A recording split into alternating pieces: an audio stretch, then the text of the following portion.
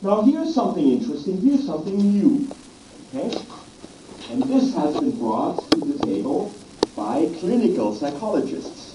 Okay, so there is this book, 2006, Coaching in Depth. Coaching basically means clinical psychology, the organizational role analysis approach. So this thing is called organizational role analysis, right? And the premise is that you put people in a group process where they can separate the role, which is a generic description of what the task should do, from the person, and you're supposed to be able to step outside and look at this in a sort of distant, cold, not emotional way and overcome the resistance. Okay, so let's look at this for a second. Maybe there are some ideas in there. So what this proposes is you have one person who is in that process to present the problem. Okay? Then the other people ask questions with the rule that whenever you ask a question, you also have to put forth a hypothesis of what the answer to that question might be. Then there is a discussion about hypotheses of what may be contributing to the problems in the process that you have. You cycle around until the group settles on some hypotheses that seem to ring true and capture the causes of the problem. And then in the end, the person who made the first presentation is allowed to react. And so it's a typical, clinical type of a process.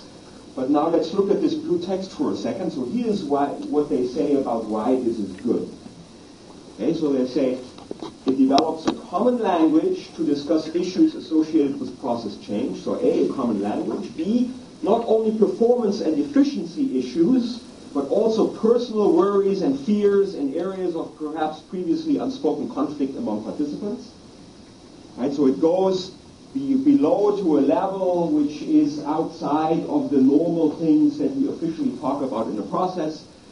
This discussion unfolds in a safe space, in a facilitated environment where issues are contained from becoming threatening and where the discussion is inclusive of everybody involved. So all the views get aired, not just imposed by some analyst jerks who are coming from headquarters who are imposing something on us, but actually we are involved and everybody can give their view. So that's the proposal by clinical psychologists of how we could overcome this resistance that basically has killed the great ideas of DPR. All right? This sounds suspiciously like a Kaizen. Very good point. Right? Indeed, when you look at, I have a colleague at Institut van der Heijden who says that a part of the value of Kaizen doesn't come from the formal problem-solving techniques, but from the fact that you're applying fair process, you involve people, they have a voice, and therefore they engage in a way which is higher than when you're imposing something from the top. Okay, so that's exactly right, which would support that maybe there's something to this here, right? So that some of the problem of BPR was not in what they were trying to do, but the way they're approaching it. Okay? And there are two things that led to the fact that BPR ultimately remained a fad. One is the fact that it assumes that you can actually optimize processes. Right? And probably you can to a certain degree, but there are limitations to that. Right? And one limitation is something that is addressed by search theory. And many of you in the room have probably seen this. So search theory says we can only optimize in some very specific environments where you have a simple performance landscape. Okay? So if I reduce this here to a two-dimensional decision space, you have to make one decision on product configuration and one decision on process recipe. And if your performance has this nice, smooth form, then you can actually optimize, you can find the optimal solution, you can even do it in incremental steps. And in the end, you can guarantee that you're going to land, I really can't see this laser, that you're going to land here at the optimum. Okay? However, that is the exception rather than the rule. In most decisions that you have to make in organizations, especially for processes that cut across functional boundaries, they're simply so complicated that you have a rugged landscape. It's a complex problem where you can't do that because you have these multiple local peaks. And since nobody understands this entire performance landscape, we can only search in a distributed way, and locally you'll be trapped at local peaks. And the way to get out of that is by iteration and by diversity, bringing in different opinions. Okay? So maybe one limitation was that by having these great operations management principles, we thought by just hammering those principles we can get to an optimum. Maybe that wasn't quite right. And reality is a little bit more complicated, and you need to allow a little bit more diversity in your solution methods. So that's one limitation. Okay?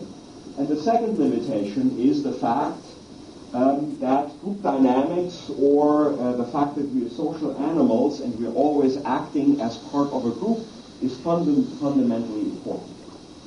Okay? And this is something that has been proposed in behavioral economics, for 20 years, and that I have worked on in the last years. So people do care about, on the left-hand side here, about economic payoff. So incentives do have an impact. However, people also care about status recognition, where they stand relative to the people around them, right? And that puts us into conflict potentially. But we also care deeply about the relationships with the people around us and about the group of which we are members, which prompts us to potentially collaborate with people in the group. If you only build on incentives, maybe ultimately you're pitting your people against one another.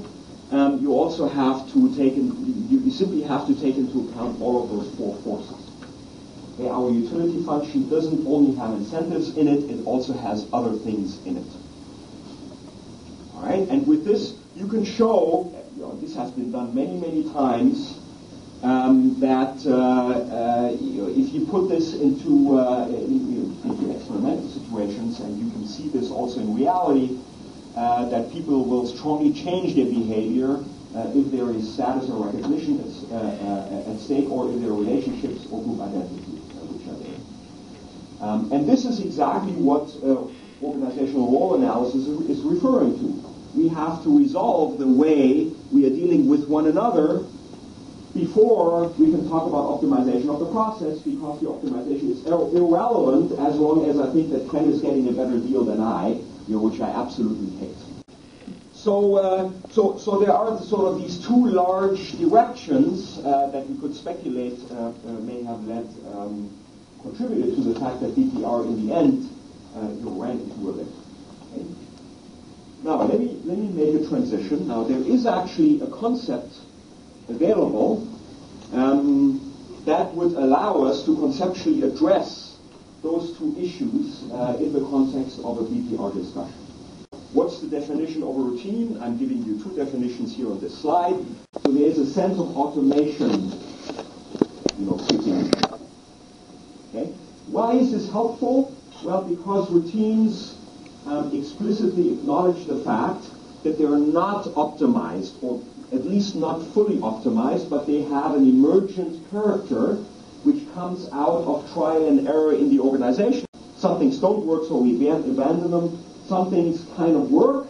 We may not understand why, and so we retain them. So it's an evolutionary system that changes over time, and the routines that in the end become stable are emerged, and nobody foresaw them, nobody designed them, and nobody may be able to fully explain why they work. The point of this view is, there's a limit. Maybe you can go out there and say, we will understand it all, but maybe actually it's very hard to do that, and sometimes we actually don't manage. Okay.